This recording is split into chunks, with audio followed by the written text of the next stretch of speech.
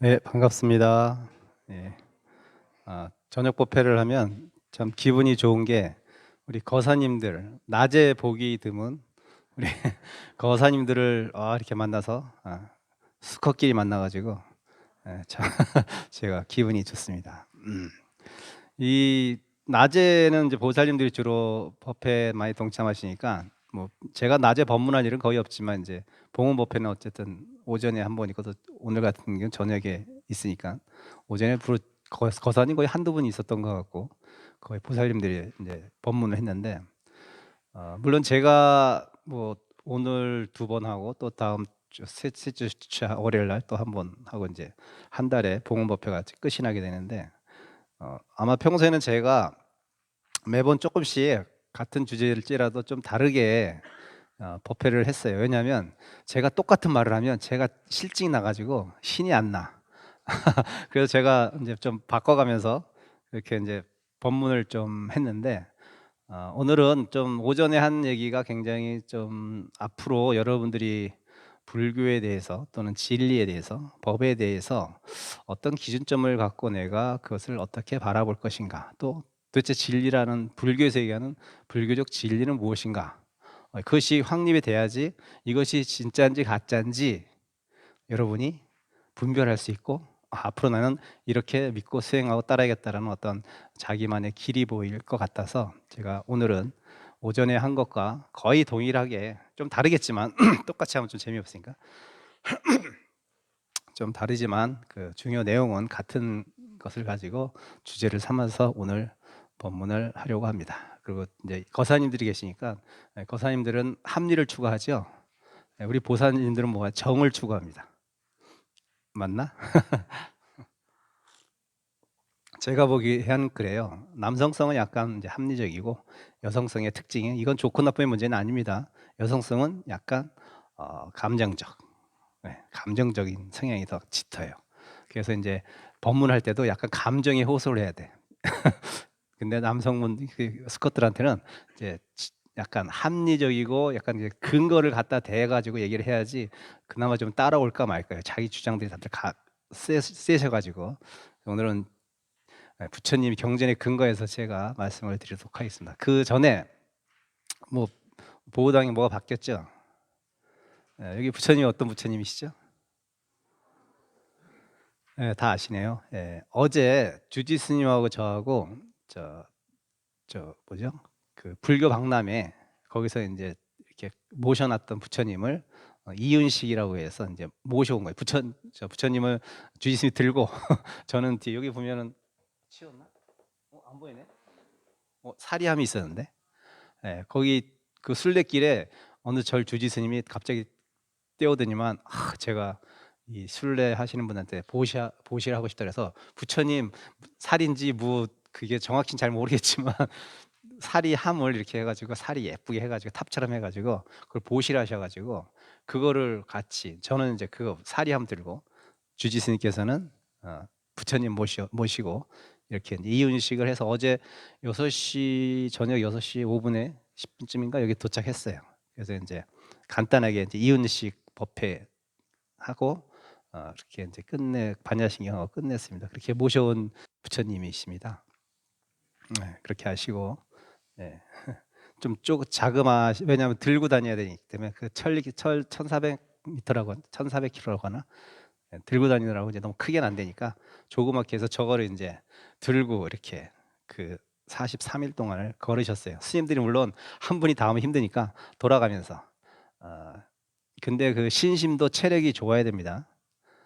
여러분 보니까 저녁 법회라는데 목소리가 오전 법회보다 더 커. 법회 따라하는 게.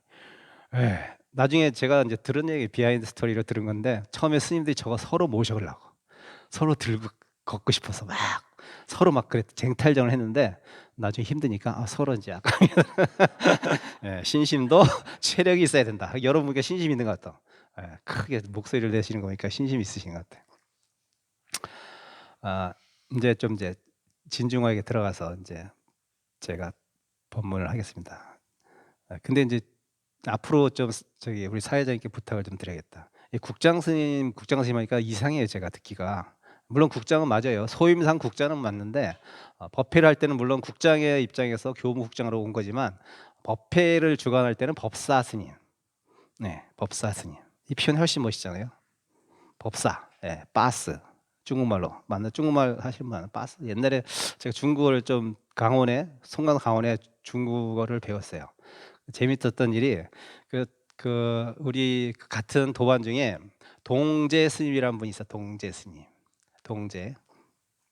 저는 뭐예요? 스또 빠스. 그분이 이제 중국 분이었어요. 대만 비구니 스님인데 오셔가지고 저한테 중국어를 이렇게 강의해 주셨는데 그분 이제 아직도 기억나요. 그래서 저는 스또 빠스라고 하셨고 빠스가 이제 법사란 뜻이에요. 그 다음에 스또는 석두겠죠. 근데 이제 그 동재 스님은 우리가 좀 놀렸죠. 똥차이 빠스. 그래가지고 똥차이라 가지고 우리가 막 놀렸는데 그 똥차이 빠스 스님은 속퇴했어요. 속퇴해가지고 지금은 저기 철학관을 한다고 그래요.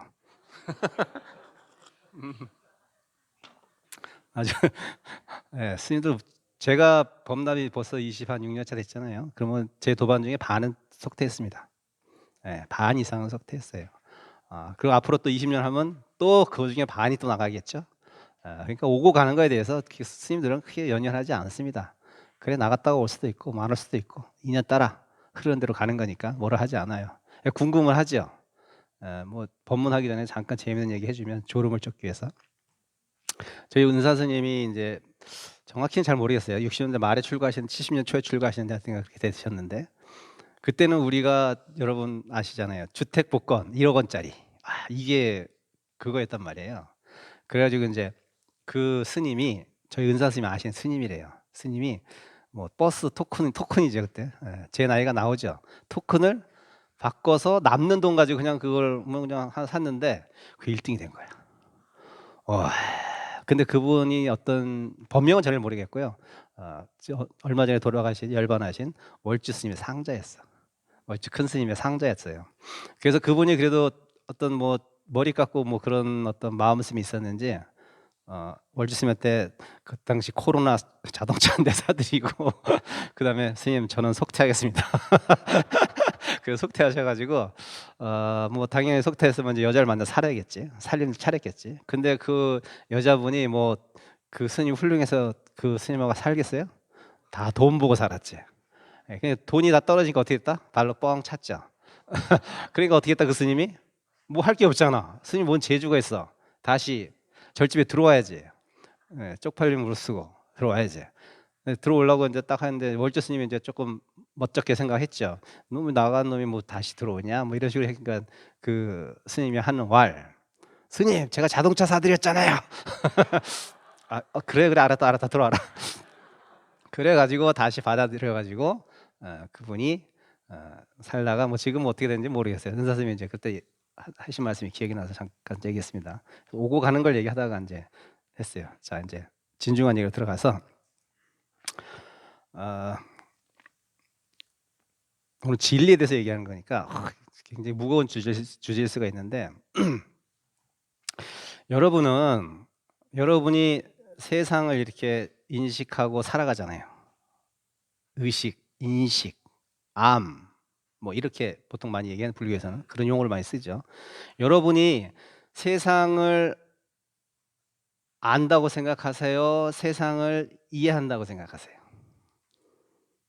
이 뉘앙스를 잘 생각해야 돼요. 세상을 아는 것과 세상을 이해하는 것. 여러분 세상을 알면서 살아가는 사람들 같아요? 세상을 이해하면서 살아가는 사람 같아요? 네? 둘 다 아닌 것 같아요? 무슨 생각을 사십니까? 목탁 잘 치시는 분, 거사님. 이게 약간의 뉘앙스의 차이가 있는데 세상을 여러분은 이해하시면서 살아가는 거예요. 여러분은 세상을 직접적으로 알지 못합니다. 여러분이 세상을 제대로 안다는 표현은 좀 안 맞고, 그러니까 있는 그대로 여러분은 볼 수가 없어요. 있는 그대로를 인식할 수 없어요. 그래서 뭐 누구는 어떤 서양의 철학자는 그것을 우리는 물 자체, 우리가 얘기하면 한 물건이나 똑같은 그 표현이에요. 사실은 서양 철학에서도 물 자체, 우리는 한 물건, 뭐가 딱 있을 때 그것을 물건 그 본연의 모습으로 우리는 알 수 없습니다. 무엇에 빗대어서 또는 내가 알고 있는 데이터를 가지고 그것을 해석해 내는 게 우리들이에요.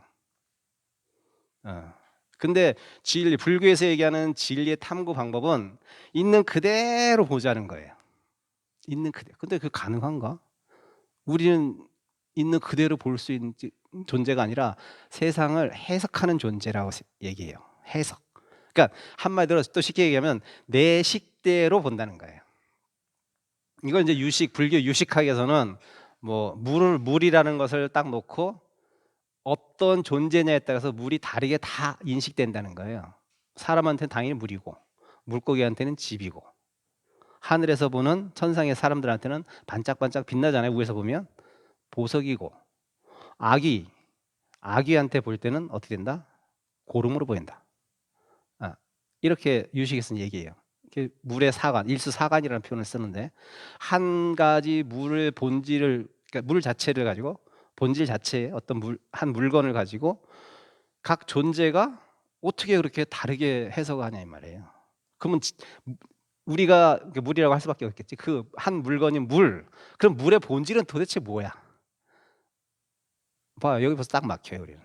거기서 이런 화두가 돼야 돼, 그게. 도대체 물은 뭐지? 물은 물 마시는 건가? 뭐 H2O인가? 이거예요. 우리가 세상을 제대로 자꾸 뺍시다. 제대로는 우리가 세상을 그대로 있는 그대로 알 수가 없어요. 있는 그대로. 예를 들면 여러분은 어떤 식으로 세상을 이해하냐면, 그걸 좀 약간 유식한 말로 써서 우리 거사인데 말이니까, 제가 뭐 산스크리트를 조금 배웠으니까 많이는 모르고, 산스크리트는 그거를 산자냐띠라고 해요. 산자냐띠. 이 산자냐띠는 무슨 말이냐면 세상을 또는 사물을 개념적으로 인식한다는 표현이에요. 개념적으로 인식한다. 우리는 그 개념적인 인식을 벗어나야 돼요. 개념적인 인식은 중생들의 알미예요. 중생들의 인식입니다. 예를 들면 어떤 식으로 여러분은 개념적으로 인식하냐면, 여기에 붉은 사과가 있고 파란 사과가 있어.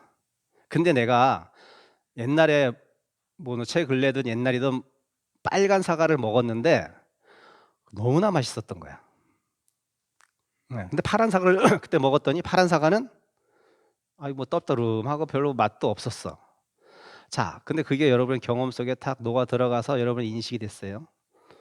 그러고 나서 여러분은 이제는 빨간 사과, 파란 사과 보여주면 그걸 경험했던 사람은 빨간 사과가 맛있게 보이겠어요? 파란 사과가 맛있게 보이겠어요?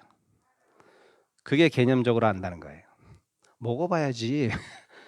내가 빨간 게 맛있었다 그래서 왜 파란 게 없을 거라는 생각을 하냔 말이에요. 그게 여러분이 세상을 바라보는 개념적으로 인식한다는 표현이 바로 그런 뜻이에요. 그럼 우리는 그 개념적인 인식을 넘어서, 산자냐띠라는 그 개념적인 인식을 넘어서 아비자냐띠로 가는 거예요. 아비자냐, 그 뭐냐면 체험적 인식이라고 해요. 그것을 체험적 인식, 체험적인 암. 네. 체험했다는 건 뭐예요? 완전히 그 사물에 대해 본질을 깨뜨렸다는 얘기잖아요. 그 본질을 깨뜨렸다는 거예요. 개념적인 알에서 체험적인 알무로. 그러니까는 쉽게 얘기하면, 저 사람 옛날에 내가 겪어본 어떤 사람하고 성격이 좀 비슷하고 생김새도 비슷해. 저 사람도 비슷할 거야. 내가 그 사람 별 사이비를 안 좋았는데, 감정은 좀 약간 안 좋았는데, 그런 비슷한 사람이 또 나타나서 또 뭐 사는 모습도 비슷하고 행동하는 것도 말도 비슷하니까 그냥 싫은 거야. 잘 겪어보지도 않아 놓고. 그게 개념적인 알미예요. 근데 사실은 체험적인 알미 되려면 겪어봐야지, 그 사람을. 그래야지 그 사람의 진짜 성품을 내가 제대로, 다는 모를지 몰라도 제대로 알 거 아니에요. 그쵸? 오류를 덜 범하겠죠. 네. 여러분들은 불교의 진리를 그런 식으로 접근해 가야 되는 거예요.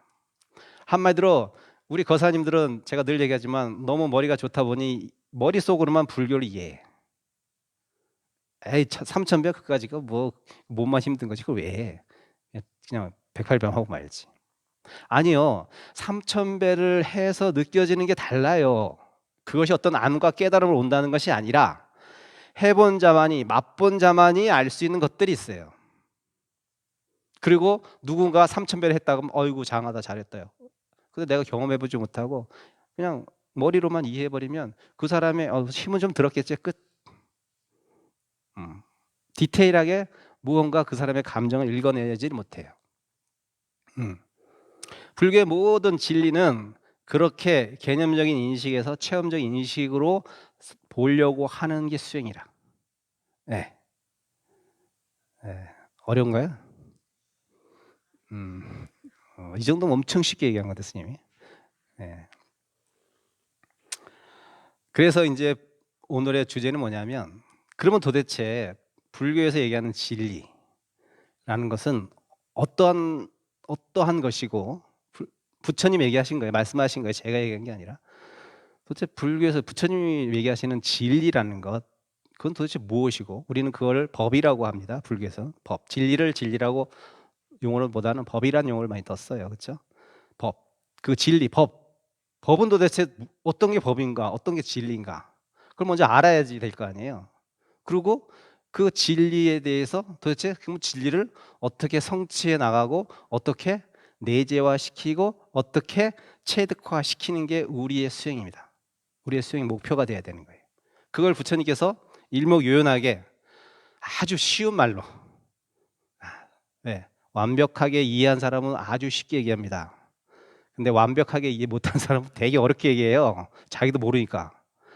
네, 부처님 완벽하게 아시기 때문에 그 진리라는 것과 그 진리를 성취해 나가는 방법에 대해서 정확하게 초기 니까야, 맞지만 니까에 정확히 기술해 놓으신 부분이 있어요. 네. 스님이 개인적으로 그러한 부처님의 현실적이고 체험적이고 아주 합리적인 그러한 말씀에 반해서 저는 출가했어요. 그리고 감탄했습니다. 네. 네. 그래서 이 내용은 제가 설명만 제대로 하면 누구나 이해 가능한 그런 진리가 무엇인지 바로 우리 손아귀, 부처님 그랬어요. 야, 여기 내 손을 와서 봐. 딱 펼치 보석이 있는 거야. 아, 저게 뭐가 있을까 추측하지 말고 직접 두 눈으로 와서 확인해. 네가 네 눈으로 확인해. 체험하라는 뜻이에요. 부처님 그렇게 말씀. 내 손에 있는 거 네 와서 봐. 나 하나도 감춘 거 없어.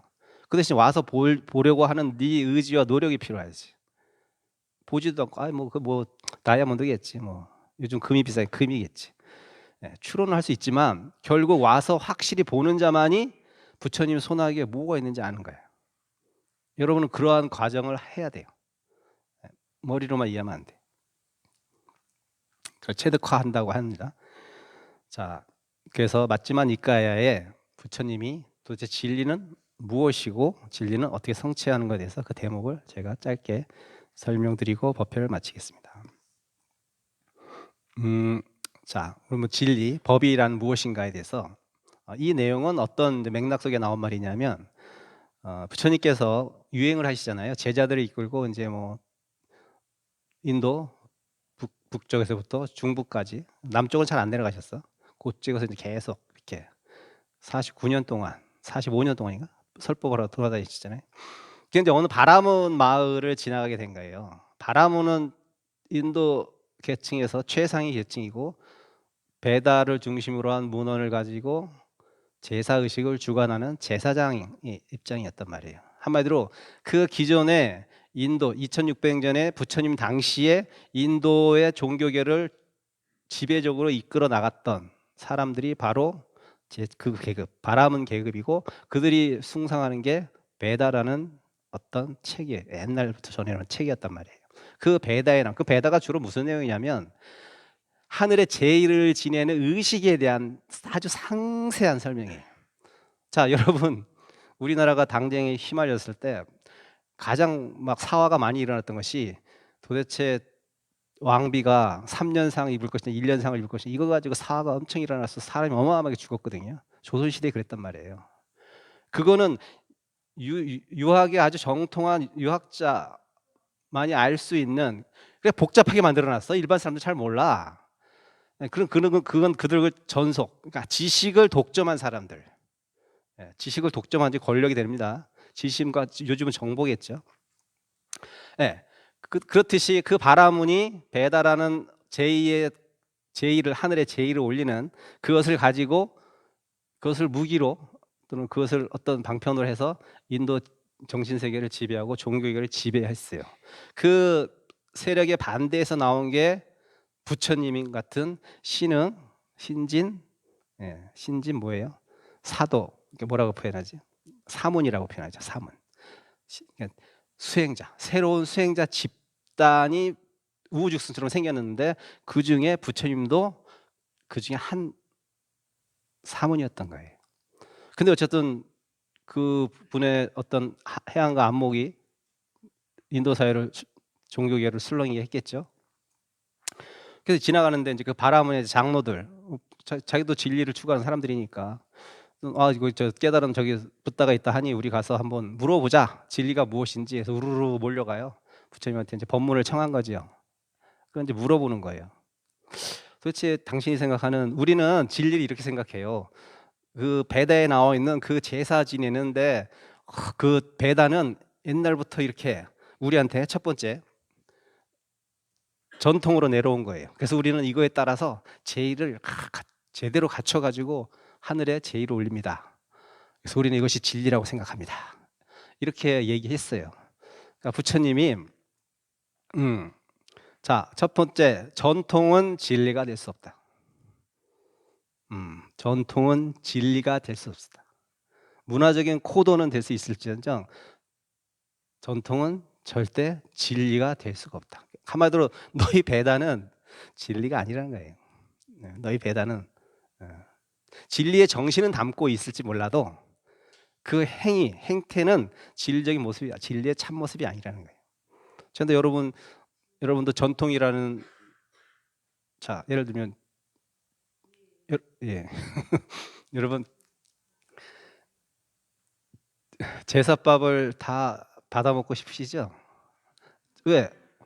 내가 우리 엄마 아빠 할아버지 할머니한테 했는데 그 전통이잖아.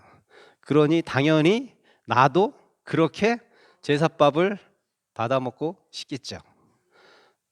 그걸 뭐 얘기하면 문화적 전통이라고 하면 여러분한테 그런 전통이 있잖아. 당연히 이렇게 해야지. 근데 여러분 진짜 그렇게 생각하세요? 지금도? 아니요라고 하신 분은 아마 앞으로 세대 갈등이 덜 할 거예요. 근데 저는 절대 포기 못 합니다. 나는 꼭 받아 먹어야겠어요 하는 사람은 아마 세대 갈등이 심할 겁니다. 세대 갈등이 심할 거예요. 뭐 예를 비유하자면 그런 거예요. 부처님은 전통이라는 것은 어떤 시대에 따라서 변하는 것이고 바뀌는 것이기 때문에 그것은 너희들이 배다라는 어떤 경전의 제사 의식이 제대로 적혀 있긴 하지만 사실 그것은 전통은 진리가 될 수 없어 라고 한마디 또 던지시고, 그러니까 두 번째는 그러면 저희들은 뭐 이러이러한 신념이, 우리의 신념이 진리라고 생각합니다 라고 또 얘기한 거예요. 신념? 부처님이 그 신념이라는 것이 상황에 따라서 바뀌기도 하고 변하기도 하는데 그거 너가 생각하는 그 신념이라는 것이 진짜 진리의 잣대가 될 수 있을까? 진리의 모습이 될 수 있을까? 전통도 아니야. 너가 갖고 있는 그 신념이라는 거 굉장히 좋은 신념이야. 이 세상을 살아가는 데서 좋은 신념이긴 하지만 그 신념도 사실은 진리는 아니야. 여러분이 각자가 갖고 있는 신념이 있을 거 아니에요. 이건 난 절대로 다른 거 다 버려도 이 신념은 절대로 버릴 수가 없어 라고 하는 그 신념마저도 진리는 아니다. 여러분 만약에 저기 아들 딸 중에 그 뭐라고 하지? 그 성 정체성에 대해서 얘기하는가? 뭐라고 하다 갑자기 생각이 안 나네. 그거 만약에 내 아들내미가 저는 남자가 더 좋아요. 저는 딸내미가 저는 여자가 더 좋아요. 이렇게 하면 어떡하실 거예요? 여러분 신념 있잖아. 남자는 당연히 결혼해서 애를 낳고 살아야 되고 여자는 당연히 남자만 더 시집 가야 되고. 여러분 신념이죠 다. 그 신념이 지금 바뀌고 있어. 그럼 그 신념이라는 게 여러분이 갖고 있는 그 변할 수 없는 남자라는 정체성, 여자라는 정체성, 그 정체성이 여러분 신념이 그 진리야? 이 세상의 지구상을 통틀어서 다 통용돼야 되는 진리야? 아니잖아요. 아니잖아요. 그걸 진리라고 생각하는 사람도 있어. 진리 아닙니다, 그거. 진리 아니니까 여러분 어떻게 해?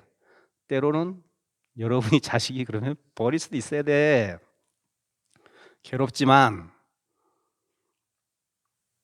그건 진리가 아니기 때문에. 진리가 아니기 때문에 버려도 가능한 거예요. 괴롭지만. 그것도 아니에요. 자, 근데 또 두 번째도 깨졌어. 그들이 또 얘기합니다. 우리는 이게 좋아요. 그러니까 우리는 이거 진리라고 생각해요. 우리 이거 좋으니까. 그래서 기호라고 합니다. 기호. 예. 담배 피는 사람한테는 담배가 기호잖아요. 예. 좋죠. 여기 거사님들 담배 많이 피시죠. 예. 저는 담배를 군대 시절에 고참이 억지로 피워서 한번 피워보거나 한 번도 피운 적이 없어요. 예. 전 담배 냄새가 너무 싫거든. 담배 냄새 자체가 싫었어요.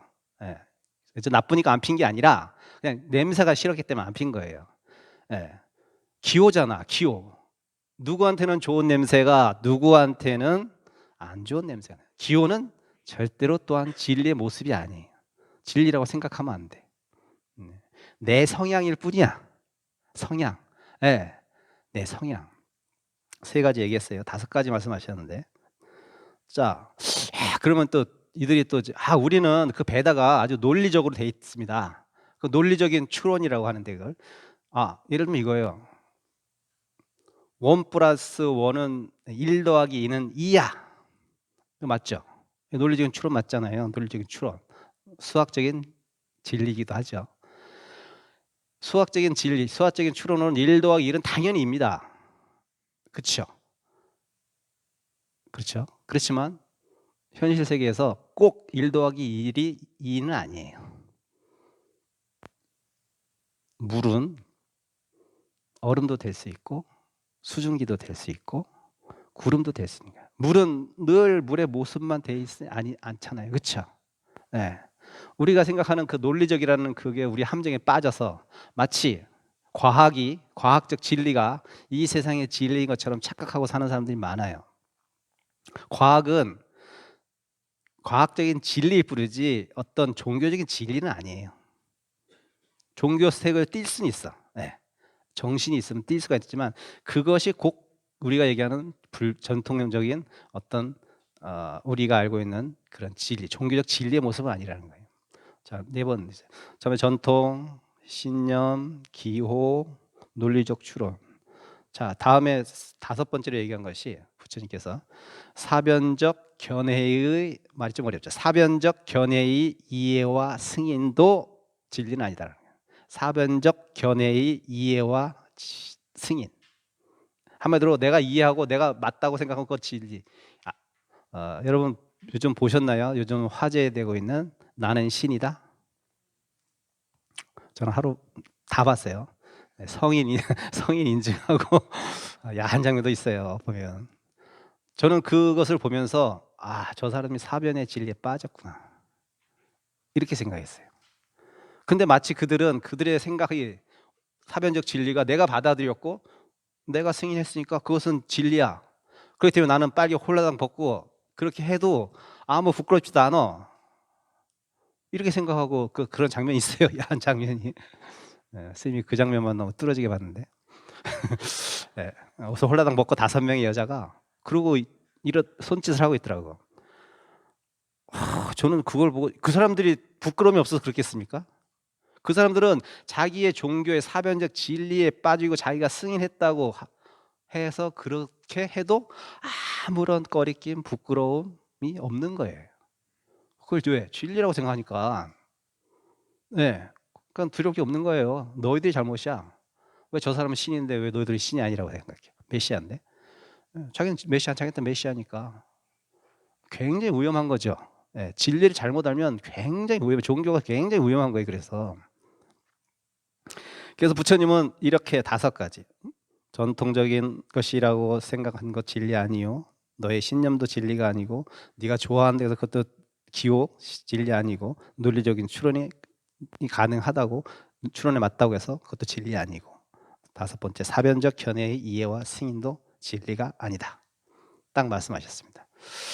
자, 그리고 그러면 이제 뭐 그러면 진리를 도대체 어떻게 획득할 것이야? 이렇게 또 말씀을 해주셔야 될 거 아니에요. 그러니까 이렇게 말씀하십니다. 자, 진리를 체득해 가는 과정에 대해서 이렇게 말씀하십니다. 첫 번째, 탐진치에 대하여 살펴보고 탐진치가 없이 청정하다고 여김으로써 이제 그에게 믿음을 일으킨다. 자, 이게 무슨 말이냐면 진리를 설한다는 사람을 이제 우리가 이렇게 만날 거 아니에요. 뭐 지금 얘기하면 저겠죠. 저는 물론 부처님 말을 전하는 것뿐이지만 부처님께서 진리를 체득해 가는 과정이 있어서 누군가 그 진리를 설법하고 알려주고 우리에게 전해줄 거 아니에요. 그때 여러분 그 진리를 얘기한다고 하는 그자, 그 뭐 법사 누구든 뭐 어쨌든 법을 전한다는 그 사람이 탐심, 진심, 치심이 성한 사람인지 많이 소멸된 사람인지를 보라는 거예요. 근데 여러분 어때요? 하버드에 나오면 우와, 서울대에 나와서 법문하면 우와, 그래서 우르르 우르르 몰려다니죠. 그 스님이 탐심이 큰지 진심이 큰지 어리석음이 큰지 볼 생각도 아니하고 그 학력, 그분이 어디를 대학을 나왔는지 어떻게 남들이 좋아하는 그런 걸 했는지 뭐 그런 거, 특히 학문적인 거, 그런 거를 보고 여러분들은 판단해서 우르르 우르르 하고 환호하잖아요.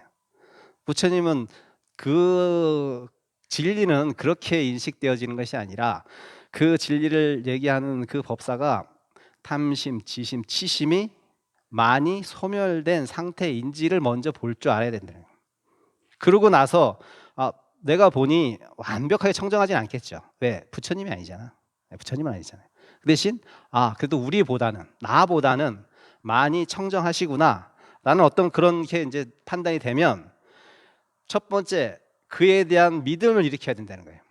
믿어야 된다는 거죠. 그 사람에 대한 신뢰를 말씀하시는 거예요. 그 법에 대한, 그 사람에 대한 신뢰, 법에 대한 신뢰가 되는 거예요. 사람을 믿으면 법도 믿으니까. 그래서 그 믿음을 일으킨다고. 자, 믿음을 일으킨다면 그럼 또 어떤 과정이 있냐면 믿음이 생기기 때문에 찾아가서 공경하고, 네, 믿음이 생기기 때문에 찾아가서 공경하고. 여러분 공경하면 어떤 또 단계가 있어요. 여러분이 공경하는 사람, 존경하는 사람한테는 그 말을 허투루 들어요, 제대로 들어요? 귀담아 듣죠? 네, 귀담아 듣게 됩니다. 네, 이 비유는 제가 좀 같이 써먹어야겠다. 저 들은 얘기예요. 그 어떤 청년 아이가 있는데, 걔는 이제 스님들하고 이제 허물없이 어렸을 때부터 많이 봐가지고 뭐 스님들 많이 알아. 근데 나하고 같이 뭐 나 힘들 때 같이 술 한잔 기울여주고 또는 뭐 어디 놀러 가서 재밌게 나하고 고스톱도 쳐주는 그 스님이 있어, 같이. 근데 진짜 자기가 인생의 위기에 봉착됐을 때는 스님한테 안 찾아가. 자기가 공경하는 스님한테 찾아간다. 예. 아니 그렇게 친해놓고 둘이 평소에는, 예, 자기하고 마음도 잘 이해해주고 잘 받아줬던 스님 내팽개치고 자기가 평소에 존경했던 스님한테 가서 의논한다는 거예요. 그거예요, 그거. 여러분은 저하고 친할 필요 없습니다. 공경만 하시면 좋겠어요. 우리 봉원장님도 스님 좀 스킨십 좀 하셔야 됩니다. 제가 몇 번 그 얘기를 들었는데 제가 저는 뭐 성격도 그렇고 뭐 그렇게 얘기했지만 결국은 제가 생각하는, 저는 제 개인이기도 하지만 수행자이기도 하지만 저는 법을 전해주는 사람이에요. 법을 전해주는 입장이에요. 제가 법이 아니고 법을 전해주는 입장이에요. 제가 여러분한테 공경받지 못하고 무겁지 않으면 여러분 내 말을 안 들어요. 이렇게 귀담아 듣지도 않아. 그렇기 때문에 스님들은 공경받는 행위를 해야 돼. 인기에 영합하면 안 돼. 인기에 영합하면 안 돼요. 스님이 뭐 다정다감하시고 친절하시고 그거 좋은 거 아니에요. 착각하지 마세요. 그런 스님들 다 속셈 있어서 그러는 거예요. 속지 마세요. 너무 아니요, 좋은 마음을 하는 스님도 있습니다. 자, 공경하기 때문에, 이제 제가 하는 게 아니고 부처님 말씀하신, 공경하기 때문에 귀를 기울인다오. 자, 귀를 기울이면 당연히 그 가르침을 듣기 때문에 듣는 거 아니야? 귀담아 듣는. 자, 귀를 기울이면 가르침을 듣고, 자, 가르침을 듣는 거는 여러분도 다 거기까지는 다 단계가 왔어. 근데 다음부터가 여러분이 이제 못하는 것들이에요. 잘 들으세요. 부처님은 가르침을 들어, 그래 공경까지 하고, 그래 공경에서 믿음이 생겨서 공경까지 해서 가르침을 잘 들어서 귀담아 들었어. 근데 여러분은 기억을 하지 않아요. 기억, 사띠, 기억을 안 해요. 기억, 메모리를 안 해. 끝나고 딱 가면 벌써 막 수다 떨고, 막 다음 내일 뭐 할 것인가, 뭐 이런 생각해요. 여러분, 제가 아까 좀 전에 돌아왔을 때 웅성웅성했죠. 그거는 법문 듣는 사람들의 태도가 아니고 법회를 하는 사람들의 태도가 아닙니다. 예, 나무라는 것이 아니라, 여러분들이 법을 제대로 들으려면 그 법을 듣기 위한 준비 단계가 있어야 되고요. 그다음에 내용을 듣고요. 그 내용을 고찰하는 시간을 가져야 돼요. 고찰하는 시간, 숙고하는 시간. 그것이 기억이에요. 그것이 기억이에요. 여러분 여기서 좋은, 그래 스님 말씀이 다 맞아, 아니야 부처님 말씀이 다 맞아, 그러다가 딱 절밖에 딱 나가면 바로 현실대로 뛰어들어가지고 적응력이 너무 뛰어나. 그러면 안 돼요. 1시간이든 30분이든 묵어나세요. 옆 사람하고 얘기하지 마요. 곰곰이 그 법에 대해서 숙고하고 기억하려고 애를 써야 돼요. 여러분이 그걸 안 하기 때문에 맨날 어떻게 된다? 내 돈이 아니야, 은행원이야. 남의 돈만 세고 있어. 남의 돈만 세. 쓰지도 못할 거 남의 돈만 세고 있는 거야. 남의 창고 보물만 세고 앉아 있어요. 여러분 기억 안 했어요. 기억 안 했어요. 제가 한 말이 아니에요. 부처님이 하신 말씀. 자, 그리고 자, 기억까지 잘 했어. 기억한 가르침의 아까 얘기했죠. 의미를 확인하라고 하죠. 부처님. 그 기억이 정확한지, 그리고 그 말씀하신 그 법이 의미가 무엇이? 라고 그 의미를 확인하는 작업을 해야 됩니다. 그거 확인 어떻게 해요? 요즘에 얼마나 좋아. 유튜브가 있잖아. 유튜브. 저보다 훌륭한 스님들이 어마어마한 양의 유튜브에 막 정보를 뿌려놨잖아요. 집에 가실 때 수다 떨지 마시고 라디오 틀지 마시고 차 몰고 가시면서 법문을 들으세요. 법문을 들어가지고, 제가 한 얘기가 저만 아니라 다른 스님도 분명히 했을 거야. 책에 다 있는 거니까. 그러면 이게 진짜 어떤 의미로 말씀하실 수 있고, 그 의미를 계속 되뇌어서 확인해야 돼요. 네. 근데 여러분 그 의미를 확인하지 않죠. 왜 그런지 아세요? 제가 이 한 가지 데이터만 봐도 알아요. 불교 출판사가 제일 먼저 망해. 여러분 책 안 삽니다. 불교 서적 안 사요. 그럼 부처님 법문은 뭐 귀로만 듣는 거예요? 여러분이 책을 통해서, 요즘 유튜브도 보지만 곰곰이 생각하고 확인하는 시간을 안 거친다는 거예요. 안 거친다는 거예요. 그래서 비록 내가 바쁘고 뭐 어쨌든 모든 핑계가 있겠지만, 그 어떤 불교 서적이든 마음에 드는 게 있으면 사세요. 사가지고 쟁여놔. 언젠가 보게 되니까 쟁여놔. 저도 많이 사서 쟁여놓고 있어요 지금. 쟁여놓고 있어. 안 읽는 게 더 많아 사실. 그렇지만 저도 불교 박물관 가서 제가 산 게 뭐예요? 책 딱 한 권 사왔어요. 그 불광 출판사 거 한 권 사왔어요. 한 권. 다른 거 일체 안 샀어요. 안 샀던 걸 자랑한 것이 아니라, 내가 다 사고 싶지 않았는데 책을 한 권 사줘야겠다. 사야겠다. 이렇게 생각을 했어요. 책을 불광 출판사 평소에 관심이 있던 거, 제가 책을 이중표 교수님의 그 책을 하나 제가 샀습니다. 그런 노력을 하셔야지만 여러분이 재산이 되고, 남의 재산이 아니라 내 재산이 되는 거예요.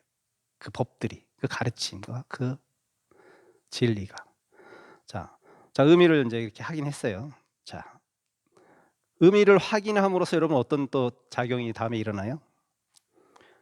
이해가 되고, 그다음에 맞아, 그거 맞아. 그러면서 여러분 스스로가 납득을 하잖아요. 승인한다는 표현을 썼는데, 납득이 하는 거. 납득. 맞아, 이렇게 살면 내가 괴로움에서 벗어날 수 있어. 맞아, 이거야. 무아적인 삶을 살면 내가 덜 괴롭고 이 세상은 무상히 변해간다는 것을 내가 진리로 체득하면 아 맞아. 그럼 내가 지금 괴로움에서 많이 벗어날 거야 라는 이런 이해가 되고 이제 거기에 대한 법에 대한 여러분 스스로가 자기 납득의 시간을 갖는 거예요. 자기 확인의 시간이라. 그것이 승인이라는 거. 승인이라고 표현했어요. 가르침을 이해하고 승인하게 되고, 그 다음에 가르침에 대한 이해와 승인이 있을 때, 자 그럼 여러분 어떻게 됩니까? 나도 그렇게 해봐야지. 나도 무아적인 삶을 살아봐야지. 나도 영기적인 삶을 살아봐야지 라고 여러분이 그때서야 의욕을 일으키는 거예요. 의욕. 네. 공부를 해가지고 내가 한번 반에서 1등을 해봐야겠어. 1등 해보니까 전교에 또 한번 1등 해봤어. 이런 뭔가 자기가 성취 때문에 그렇긴 하지만 어떤 그런 돈 벌할 수 있는 동기부여가 되는 거예요. 동기부여가. 네, 의미부여가 모티브가 된단 말이에요. 그렇게 의욕을 딱 생겼으면 어떻게 한다 그 다음에? 의욕이 생겼으면 어떻게 해요? try. 시도해야 돼요. 시도해야 됩니다. 말로만 하면 안 돼. 여러분은 시도해야 됩니다. 아 스님이 매일 108배면 좋다 그랬어. 그래 100일 동안 한번 해보자. 100일 동안 그래 열심히 했어. 끝. 다음부터 안 해. 그건 자기 게 안 됩니다. 100일 동안만 자기 거야. 오히려 더 마이너스가 돼. 괜히 조금 맛봐가지고 엄청나게 맛본 것처럼 절은 이렇게 하는 거야 라 그러면서 또 누구한테 가르칠 수도 있어. 오히려 독이 될 수 있는데 어쨌든 무엇을 자기가 납득돼서 승인돼서 의욕이 일어나서 시도했으면 그것을 죽을 때까지 하는 거야. 수행자는 끝까지 하는 거예요. 네. 그래서 계속 트라이 하는 거야. 왜 트라이를 해야 되냐면 해봐야지 맛을 보니까. 해봐야지 더욱 하고 싶은 의욕을 일으키니까. 왜? 좋다고 수용이 됐기 때문에. 네. 그래서 부처님께서는 자 의욕이 생겼으면 트라이 해봐, 시도해봐 이렇게 얘기하신 거예요. 자 시도를 해본 결과 어떻게 돼요? 아 내가 108배를 하기 전과 108배를 꾸준히 하고 났더니 뭔가 이게 몸에 변화가 일어나네. 또 심리적인 변화가 일어나네. 근데 그게 아주 긍정적인 변화를 이끌어줬네. 네. 그럼 어떻게 돼요 여러분? 이런 비교하는 마음이 생기죠. 네. 비교하는 마음이 생기면서 아 이거 진짜 좋다. 진짜 좋다. 자 그래서 이제 완전히 자기 확신이 되는 거야. 해보니 좋잖아. 그러면 자기 확신이 되면서 어떻게 된다? 그럼 부처님 그러면 정근을 하게 된다오 이렇게 말씀하셔요. 정근 끊임없이 하는 거예요. 아까 제가 얘기했듯이 끊임없이. 왜? 내가 이제 자기 확신이 완전히 들었고 비교해 보니까 너무 좋고 내가 해보니 나한테 맞으니 그것을 정근 꾸준히 내 삶 속에서 실천하는 거예요. 그럼 여기서 끝나는 게 아니에요. 또 있어요 단계가. 마지막 단계는 그렇게 정근하면 이제 어떻게 되냐? 아 이게 제일 중요한 건데 부처님 이렇게 말씀하셨어요. 정근하면서 몸으로 최고의 진리를 체험한다. 몸으로, 머리로가 아니에요. 몸으로 최고의 진리, 제일이제, 네, 최고의 제일이제라고 해요. 진제라고도 하고 몸으로 최고의 진리를 체험한다오. 체험되는 순간 그것은 이제 완전한 나의 것이에요. 이제 은행 끝이야. 은행 돈이 아니라 내 돈이야. 내가 마음 놓고 쓸 수 있어. 그 다음부터는 여러분이 그 체험까지를 가야 되는 거예요. 그래야지 여러분이 그때서야 비로소 진리의 맛을 봤다. 법에 대해서 알았다. 이렇게 얘기가 가능한 거예요. 그러면 이제 내 삶은 이제 부처님처럼 사는 거야. 영기법 속에서, 무아 속에서, 무상 속에서 삶을 살아가는 거예요. 뭐 부처님이 깨달았다고 해서 무리하고 다른 거 아무것도 없어요. 80에 돌아가셨어. 다 죽긴 죽는데 그 살아가는 삶의 법에 맞게, 진리에 맞게 행복하게 사시다 가신 거예요. 여러분 그렇게 살 수 있어요. 이렇게만 진리를 체험해 나간다면. 쉽지 않죠. 쉽지 않아요. 네, 쉽지 않습니다. 그리고 이렇게 말씀하십니다. 그리고 그것을 통찰지로 이렇게 이제 체험이 완전히 체득이 되면 그리고 그것을 법에 대해서겠죠. 법에 대해서 진리에 대해서 통찰지로 통찰하여 본다오. 이게 아까 제가 얘기한 아비사자냐. 개념적으로 아는 것이 아니라 체험적인 알미, 체험적인 인식이 되는 게 통찰지라. 그러면 여러분 그러면 어떻게 되는 거예요? 있는 그대로 볼 수 있는 거예요. 있는 그대로. 개념적인 알미 아니라 이제 그때부터는 자식을 내 자식으로 보는 것이 아니라 하나의 완벽한 인격체로서 존재로서 존중해 줄 수 있는 거예요. 내 소유로서가 아니고. 그러면 걔하고 문제되는 게 발생 안 돼. 그렇게만 걔를 대해주면 자녀들을. 우리는 나의 사고, 전통, 기호 뭐 이런 거 가지고 걔를 재단하고 보니까 근데 당연히 나한테는 그 진리라고 생각하기 때문에 걔가 당연히 나는 간섭해야 될 수 있고 걔는 쟤는 내 말을 들어야 되고 예. 어떻게 보니까 맞는 것 같아요. 부모로서 당연히 그럴 수 있지. 사랑하니까. 아니요. 제가 보기엔 사랑을 빙자한 거예요. 사랑을 빙자한 거예요. 물론 사랑하시겠죠. 하지만 진짜 사랑한다면 놔줘야지. 가둔다 그래서겠지 사랑이나. 그러면 진짜 여러분이 이렇게 통찰지로 세상의 법을 보고 인식을 하게 되면 그때야 비로소 놓을 수 있는 힘이 생겨요. 그때는 아무리 막 의식적으로 그래 보시를 해봐야지 막 이래서 막 의식적으로 보시를 했는데 이제는 뭐 그거 내가 보시한다, 보시를 받는다, 보시를 준다 이런 생각 자체도 없어. 그냥 인연 따라줘. 뭐 내가 보시한다는 보시의 그 개념이 없는 거예요. 불쌍한 사람 있으면 그냥 예, 당연히 그렇게 나가게 되는 거예요. 그리고 내가 잘했다는 생각도 들지도 않고. 예. 근데 여러분 생각 많이 하죠 보시할 때. 이거 오늘 얼마나 줄까? 얼마 낼까? 예. 저도 잘 안 돼 사실은. 잘 안 되는데 제가 하나 원칙은 딱 지키려고 해요. 어떤 원칙이냐면 순간순간 그런 생각이 들어와요. 예를 들면 요번에 제가 쓰는 화로가 있는데 제가 원래 이 화로를 빌린 거예요. 그러니까 여기 템플 국장 스님이 계신데 그 스님한테 대여를 해서 제가 차 마실 때 화로를 일본 거죠. 화로를 쇠로 된 주전자 화로를 쓰고 있었는데 그게 굉장히 마음에 들었어요. 저는 이제 이제 내가 떠날 때 반납하겠다라고 이제 쓰고 있었는데 사실은 그 템플 국장 스님도 사실 자기 게 아니라 자기 선방 다니는 도반 스님이 자기한테 임시를 맡겨놓은 거예요.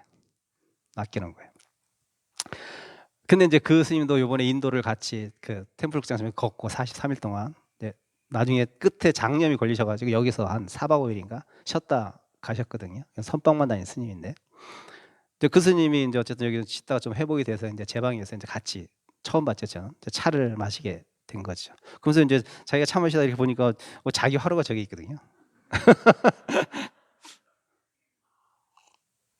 그러니까 그 스님이 역시 쓰자. 스님 계속 쓰십시오. 계속 쓰십시오. 저는 진짜 공짜 하나 생겼다. 그렇게 생각했을 것 같아요. 순간적으로 딱 이런 생각이 들었어요. 저 스님 그 장염도 걸리고 고생도 많이 하고 살도 막 10kg씩 빠졌는데 얼마나 힘들까. 보약이라도 한 잔 저 먹어야 되는데 그래서 제가 50만 원을 드렸죠. 50만 원을 딱 드리고 물론 그거에 비해서는 싸죠. 그게 150만 원짜리였대요. 당신이 살 때는 150만 원짜리였는데 50만 원만 딱 드렸는데 좀 제가 좀 그래요. 근데 제가 요번에 이제 차를 많이 보이차를 많이 먹으니까 보이차를 이제 한 4편을 샀어요. 그게 한 편에 50만 원짜리라. 그러니까 200만 원을 쓴 거라. 엄청 아껴 먹으려고 제가 샀죠. 근데 저 스님한테 한 편을 드려야 될 것 같아요. 스님 보이차 한 편 드세요. 또 드렸어요. 왜 그랬냐면 생각이 일어날 때가 있어. 근데 아깝죠. 때로는 아깝기도 하지. 이건 내가 잘 먹을 수 있고 이건 내가. 근데 먼저 딱 생각이 일어나면 저는 실천하려고 해요. 왜? 아까운 마음보다는 생각이 일어났으니 그게 인연인가 보다. 딱 생각이 들어요. 누구한테나 그런 생각이 들으면 저는 쫄딱 망했겠죠. 그건 아닌데 그렇게 이제 제 스스로가 왜 자꾸 훈련을 하는 거예요. 마음적인 훈련을 해보는 거예요. 주는 거에 대한 어떤 애석함, 아까움, 아끼는 마음을 좀 덜어내고 싶어가지고 나한테도 큰 돈이죠. 50만 원이면 사실. 근데 이제 저는 이제 어쨌든 그 좋은 선물을 받기도 받았지만 그런 마음이 일어나게 하는 인연들이 때로는 올 때가 있어요. 그럴 때는 저는 아낌없이는 아니지만 이렇게 마음 냈으면 딱 실천하자. 이렇게 스스로 다짐하고 그렇게 하려고 한다는 거예요. 예. 그래서 이것도 방법이죠. 삶 속에서 진리를 체득해가는 과정에 있어서 한번 몸으로 잡고 체험해 보려고 하는, 어쨌든 사족이 길었습니다. 그렇게 보시라는 것도 이제 그런 식으로 인연 따라 해줘야 됩니다. 자, 바라도하자요. 이게 바라도하자는 이제 그 바람은 그 사람 이름이니까 바라도하자요. 이런 방식으로 하는 것이 진리의 인식이라고. 진리의 인식이라고. 진리는 이런 방식으로 인식된다. 진리는 이런 식으로 인식된다. 이런 방식으로 진리고 체득되고 얻어진다고 이렇게 말씀하신 거예요. 어디 어려운 거 있나요? 실천하기는 어렵지. 그렇지만 어려운 내용은 아니야. 우리가 실천을 못할 뿐이야. 그러니까 뭐야? 여러분 다 부처될 수 있어요. 진리를 체험할 수 있습니다. 단지 내가 그러한 단계를 거치지도 않았고 그렇게 마음도 내지 않았을 뿐이야. 그거예요. 다른 거 부처님과 우리하고 다른 거 크게 없어요. 실천했냐? 실천하지 않았냐? 그 점에 딱 부처님은 실천하신 거예요. 우리는 실천 못했을 뿐이에요. 여러분 실천하면 부처 되는 거죠. 그리고 마지막으로 이제 이렇게 말씀하십니다. 아까 비슷한 얘기인데 개념적인 암과 체험적인 알미로 가야 된다고. 자, 바라도하자요. 그 가르침을 닦아 익혀서 실천하는 것이 진리의 성취라고. 완전 내 거 된 거예요. 이제 중요한 것은 닦고 익히고 실천. 시인의 행증 이거예요. 대승에서는 그렇게 얘기하잖아. 시인의 행증 믿고 행하고 증득하고. 대승에서는 이렇게 얘기하지만 소승의 부처님께서 똑같이 얘기하신 거예요. 사실은 이걸 줄여놓은 게 시인의 행증이야. 닦아 익혀서 실천해. 진리는 실천하는 겁니다. 보시는 지게는 실천해야지 완벽한 내 거가 되는 거예요. 지게 예를 들면 계율에 대해서 아무리 공부한들 그 사람이 지게의 완벽한 정신을 진리를 체득할 수 있을 것 같아요? 공부했다 그래서? 실천해야 돼. 계율을 실천해야지. 지켜야지. 예. 제가 하도 여기저기서 법문해가지고 했나 안 했는지 모르겠지만 뭐 또 했으면 또 들으세요. 이거는 그 해인사 유론을 일기로 졸업하신 스님이 제가 그때 비국에 받을 때인가 그때 이제 법문도 아니고 교육하시다가 이제 계율에 대해서 말씀하시다가 이제 나온 당신이 체험한 얘기를 하시는 거예요. 당신이 17살인가 18살 때인가 해인사 유론 일기생으로 유론은 계율을 공부하는 데입니다. 2년 동안. 그때는 모르겠어요. 3년을 했나 2년 했나. 요즘은 2년인데 대학원 과정이죠. 계율에 대해서 이제 부처님 계율에 대해서 공부하는 거예요. 그렇게 이제 그때 18, 19, 뭐 한 요즘 요때라니까 얼마나 그 식욕이 왕성할 때 배가 엄청 고프잖아요. 근데 그때만 해도 옛날 스님들은 무조건 부처님이 일종씩 하였으니까 한 끼만 먹었던 거예요. 그 한참 식욕이 왕성한 시기에.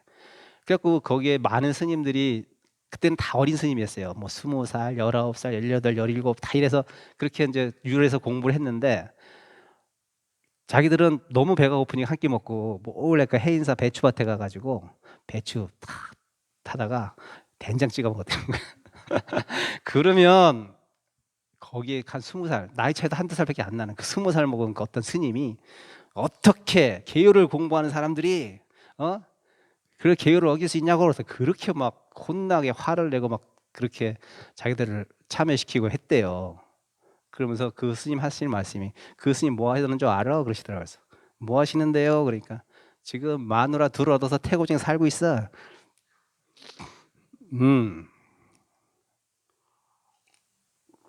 이게 무슨 말이에요? 네. 머리로만 지게의 정신을 머리로만 이해한 거예요. 그러니까 아니 배고프면 그 먹을 수도 있지 무슨 그게 무슨 얼마나 큰 죄 짓는 것도 아닌데 예. 뭐 나이가 어리니까 뭐래 고지식해서 그렇다 치더라도 진정한 계율의 정신은 거기에 있는 게 아니에요. 부처님의 계율을 제정하신 것은 계율이 범에서 나빠서가 아니라 계율을 어기면 수행이 안 되기 때문에 한 거예요. 그 당연하지 않아요? 거짓말 잘하는 사람, 살생하는 사람, 음행하는 사람이 어떻게 수행에 집중할 수 있어요? 말도 안 되지. 이것이 나쁜 게 아니야. 뭐 우리 다 그렇게 하고 살잖아, 밖에 사람들. 그게 나빠서가 아닙니다. 죄의식 가질 필요는 없어요. 근데 진짜 내가 진리를 체득하고 마음 공부를 제대로 하려고 한다면 그러한 것이 나빠서가 아니라 그때만이라도 좀 멀리 하고 여기에 집중력을 높여서 해야지 성취가 가능하기 때문에 부처님께서 만류하신 거예요. 그래서 부처님 계율은 수범 수제라 제정을 형식된 그 성문법이 아니에요. 판례법이라 그때 범해졌으면 제정한 거예요. 그게 수범수제라고 해요. 아니 원래 죄고 나쁜 거면 딱 정해놓고 이거 하지 마, 이게 맞잖아. 성문법이면 그렇잖아. 근데 우리는 저기 미국 판례처럼 판례법이야. 이렇게 판례가 있으니 이거란 말이야. 예를 들면 도둑질 하지 마. 그럼 처음부터 부처님께서 도둑질 하지 마 이거 계율을 정한 게 아니라 누가 그 나라의 왕의 그 나무를 훔쳤어요. 그 집을 지으려고 이렇게 잘 말리고 있는 나무를 비구들이 훔쳐다가 자기 운막을 지었어요. 그러니까 부처님이 그거 하지 마라. 그렇게 되면 어떻게 돼요? 나라하고 승가하고 당연히 관계가 안 좋아지잖아요. 네, 물론 자기 개인적인 수행도 그렇지만. 그러니까 이런 사회적인 고려 여러 가지 고려를 해가지고 부처님께서 하지 마라고 한 거지. 그 짓이 그 행위가 아주 선한 법이 아니고 나쁜 법이라서 그런 것이 아니라니까요. 그래서 제가 아는 어떤 스님은 해인사 유론을 졸업하자마자 저한테 딱 후배 스님이지만 한 10년은 차이 나는 스님 계율에 대해서 2년 동안 공부하니까 어땠어? 그러니까 스님 저는 2년 동안 공부하고 나서 계율에 대해서 자유로워졌습니다. 계율을 더 지키겠습니다가 아니라 계율에 대해서 자유로워졌습니다. 이렇게 얘기해요. 그래서 제가 속으로 이 자식 공부 제대로 했네 생각했죠. 네. 그거예요. 그거. 기본 정신을 알면 자유로워요. 네. 모르는 사람이 얽매이는 거예요. 모르면 강아지 산책시켜 보셨죠? 누가 짖습니까? 겁나는 놈이 짖어요. 왕왕 쬐끈한 강아지들이 짖는 거예요. 자기가 무서우니까. 공격해서 막 그러는 게 아니라 무서우니까 자기가 짖는 거란 말이에요. 똑같아요. 모르는 자가 얽매이는 거예요. 알면 자유롭습니다. 여러분들이 진리를 아는 과정까지가 힘들어서 그렇지 진리를 알면 그 진리로부터 자유로워져야 돼요. 그래야 완벽한 진리의 체득입니다. 그러니까 여러분들은 뭘 좀 알았어 그러면 마치 이것이 불문율처럼 아무리 그게 좋은 법일지라도 버려야 되는 거예요. 결국은 버려야지 완벽한 그 법에 대한 이해가 되는 거예요. 그래서 부처님도 금강경에 그렇게 했잖아요. 비법도 버리는데 정법을 못 버리냐. 내 법도 버려라. 이렇게까지 말을 가능할 수도 있던 것이 그런 진리는 체득하는 과정이 있고 완벽히 익혔으면 버려야 되는 거예요. 그게 진짜 완벽하게 그 진리를 체득한 사람이 되는 거예요. 대승에서 특히 그런 얘기를 많이 하죠. 선에서. 자, 그 가르침을 닦아 익혀서 실천하는 것이 진리의 성취라오. 바라도하자여 이런 방식으로 하는 것이 진리의 성취라오. 진리는 이런 방식으로 성취된다. 여기가 부처님께서 말씀하신 진리는 무엇이고 진리는 어떻게 획득되어지는 것이고 그 단계에 대해서 단계별로 아주 우리가 알기 쉽게 편하게 이렇게 설명하신 거예요. 여러분의 신념도 진리가 될 수 없고 여러분의 기호도 진리가 될 수 없고 내가 이것이 옳다고 생각하는 믿음을 가지고 있는 어떠한 사실이 있다면 그것을 단계별로 체득해서 완벽하게 체험적인 알미 될 때 그때서야 나는 진리에 맞게 사는 사람이 되는 거고 진리에 맞는 삶을 살고 행복한 삶을 살 수 있는 거죠. 머리로는 뭐 누가 못해. 행복한 척도 할 수 있지. 그건 진정한 행복은 아니잖아요. 그래서 여러분들이 불교의 최대 그 부처님께서 하신 것은 뭐냐면요. 고에서의 벗어남이라. 듀카, 고에서의 벗어남. 이거에 벗어나지 않아요. 불교는 모든 것이 다 그거에 초점이 맞춰 있어요. 팔정도도 마찬가지. 그러니까 진리라고 해서 뭐 여러분 거창한 것이 아니라 여러분의 괴로움을 해소할 수 있는 것이라면 그것이 잠시적인 게 아니라 지속 가능한 괴로움을 해결할 수 있는 지속 가능한 어떤 것을 모습을 갖고 있다면 그것을 내가 수용하고 믿고 받아서 따르고 실천하고 그 속에서 여러분들은 그 괴로움으로부터 자유를 수 있는 거예요. 어렵지 않았죠? 예, 뭐 또 질문 있습니까? 여기 본문은 끝났는데 이제 정확히 시간은 뭐 9시도 안 됐네. 40분. 예, 여기까지가 부처님께서 말씀하신 겁니다. 저는 그대로 전해줬고요. 이제 저는 실천의 몫은 내가 아니고 여러분 자신이다. 하든 안 하든 전 모르겠어요. 알아서 하세요. 자, 본문 마치겠습니다. 감사합니다.